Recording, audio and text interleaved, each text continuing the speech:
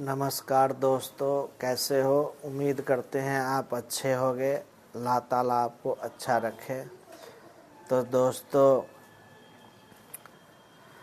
हम रिक्वेस्ट करते हैं आपसे कि आप हमारी नए चैनल में, अगर आप नए हैं तो आप प्लीज़ सब्सक्राइब ज़रूर करें और एक प्यारा सा कमेंट ज़रूर करें और एक प्यारी प्यारी सब्सक्राइब और लाइक ज़रूर करें। तो दोस्तों, मैं कहानी अब एक सुना रहा हूँ, जो ज़िंदगी का कहानी, एक लड़के की ज़िंदगी की कहानी, जिसका 3 एपिसोड बन चुका है, यूट्यूब पर डल चुका है। आप चाहे तो देख सकते हैं। उस पर लिखा हुआ है ज़िंदगी की कहानी, ज़िंदगी के वाक़या। दोस्तों ज़िंदगी के वाक़या, एक लड़के की ज़िंदगी के वाक़या है। 3 एपिसोड बन चुका है, चौथी में बना रहा हूँ अब। तो दोस्तों, पहले आपने तीसरी एपिसोड तक आपने ये देखा कि उस लड़के की पिताजी मिल चुके हैं। अब उनके पिताजी मिल चुके हैं दोस्तों। अब वो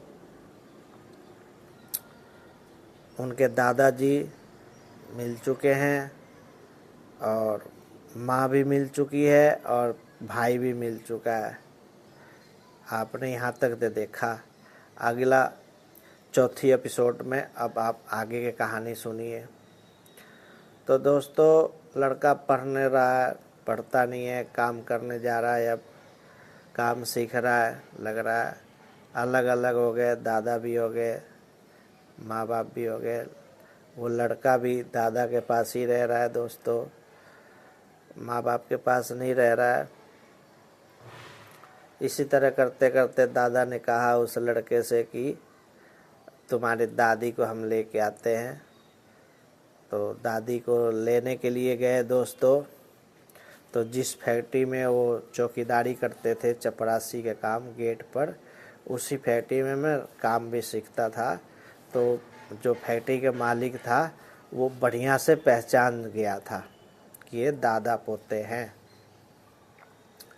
तो उस फैक्ट्री के मालिक ने कहा मेरे से कि तुम्हारे दादा छुट्टियां पर घर गए हैं तुम्हारे दादी को लेने के लिए।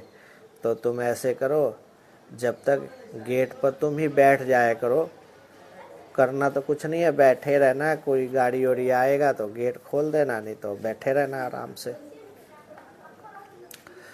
और हम लोग अपना अलग कमरे में रहते थे और हमारे माँ बाप भाई अलग कमरे में। 1 किलोमीटर के फासला होता था घर का।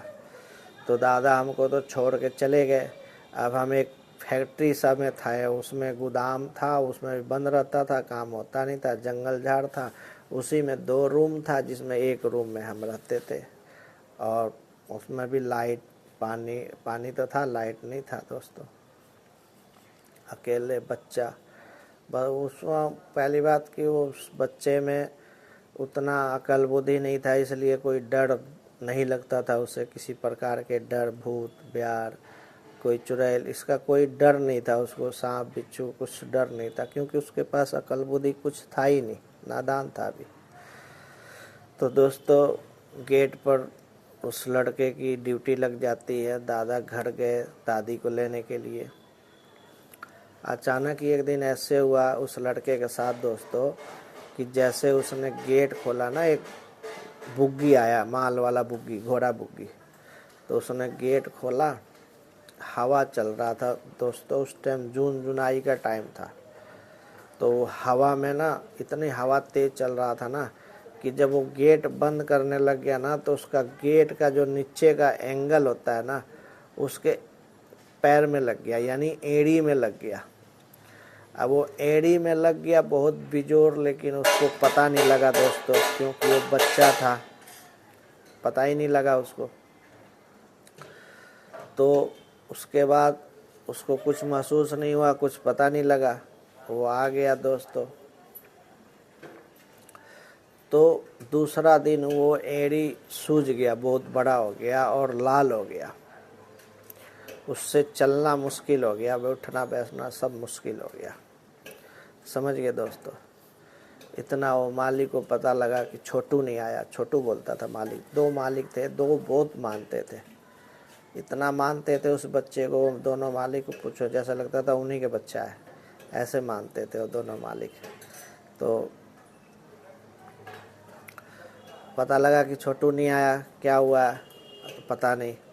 तो उसका फैक्ट्री में जो ठेकेदार होता था ना कार्ड फ्रेम का, उसका नाम सेठी था। तो उसने कहा कि जाओ उस छोटू को देख के आओ, हकीम जी के पोते को देख के आओ। हमारा दादा के नाम हकीम जी थे, उस लड़के का दादा का नाम हकीम जी था। तो बोल के आए कि जाओ देख के आओ उस छोटू को कि क्या हुआ है। तो वो आए तो देखे कि पैरों में चोट लगी हुई है। तो वो अपने मोटरसाइकिल पर, अपना उस टाइम स्कूटर हुआ करता था दोस्तों, स्कूटर, तो अपने स्कूटर में लेके गए उस लड़के को कच्चे कैंप में। तो वहाँ से डॉक्टर से पट्टी मलहम सब सुई दवाई करवा के और छोड़ के गए रूम पर। बाबू भी बोला छोटू कोई दिक्कत नहीं है, जब तक ठीक ना हो आना मत। बाबू बहुत बढ़िया था। इतने हमारे माँ को और पिताजी को पता लगा, भाई को पता लगा, उस बच्चे का भाई के पिताजी को पता लगा कि ऐसे ऐसे बात हो गया। तो हमारे पिताजी और हमारी माँ, उस बच्चे की माँ और पिताजी आए रूम पर। देखे तो मैं बच्चा वो लेटा हुआ था, तो देखे चोट लगा हुआ है। तो बहुत लाड प्यार किए उसको, बच्चे को, और कुछ खाने के लिए लाए थे, उस बच्चे को खिलाया, क्योंकि बच्चा तो कई दिन का भूखा था। ठीक है ना, तो उसको कुछ बनाने के लिए आता था ना कुछ खरीदने के लिए, पैसे भी नहीं थे उस टाइम उसके पास। कई दिन के भूखा था, लेकिन उसको भूखा महसूस नहीं होता था, नादान था, बच्चा था। बच्चे को ऐसे भी कोई परवाह नहीं होता। तो कुछ खाने होने के लाए थे, खिलाए पिलाए। फिर वो लोग अपने अपने साथ ले गए उस बच्चे को। उस बच्चे को अपने साथ ले गए, अपने घर रखे थे। तो उसका जो छोटा भाई था वो भी नादान था, बच्चा था, बुद्धि नहीं था। इस टाइम तो हम यही बोलेंगे उसको। तो वो पता है क्या बोलता था वो बच्चा अपने बड़े भाई को, आ गया, हम लोग के खाने के लिए आ गया है, हमारे लोग खाएगा या बैठ के, खाने के लिए आया हुआ है, खा पी के निकल जाएगा। ताना मारता रहता था छोटा भाई उस बड़े भाई को, लेकिन उस बड़े भाई को कोई महसूस नहीं होता था। ठीक है, वो नादान था। ऐसे 2 दिन 4 दिन 5 दिन बीत गया, हफ्ता लग गया दोस्तों। इतना दादा, उस बच्चे का दादा आ गए, उस बच्चे के दादा आ गए दोस्तों। तो उन रूम में तो ताला बंद था। तो उनको वहाँ पर एक सेठी चाय वाला भी रहता था बगल में ही। तो उससे पूछे तो वो बोला कि उसके माँ बाप आए थे, चोट लग गया था उसको, तो उसके माँ बाप आए थे देखने के लिए, तो उसको ले गए दोस्तों। तो वहीं होगा। तो दादा ने उसके रूम देख रखा था, उस बच्चे के दादा ने रूम देख रखा था। तो दादी को वहीं सेठी के चाय के दुकान पर बैठा के और सोचे कि जाऊं मैं चाबी ले आऊं। वो गए वहाँ पर, तो देखे तो उस बच्चे ने देखा कि दादा आ गए हैं। तो दादा ने उस बच्चे से कहा कि चाबी दे दो रूम के। तो उस बच्चे ने क्या, देखो क्या होशियार, क्या उसकी प्यार और मोहब्बत। उस बच्चे ने चाबी दे के और पीछे पीछे चलने लगा, रुका नहीं वहाँ पर, पीछे पीछे चलने लगा। दोस्तों एक चीज़ और बता दूँ, हमने एक वीडियो बना के डाल रखी है जो मियाँ बीबी से मोहब्बत कैसे करें, उनकी रोज़ के झगड़ा कैसे ख़त्म हो। तो दोस्तों अगर ये वीडियो देखनी हो तो हमारी आईडी खोल के आप देख सकते हो। ठीक है दोस्तों। और दोस्तों ये कहानी यहीं समाप्त करता हूँ। अगले वीडियो में फिर मिलेंगे। जब तक जय हिंद।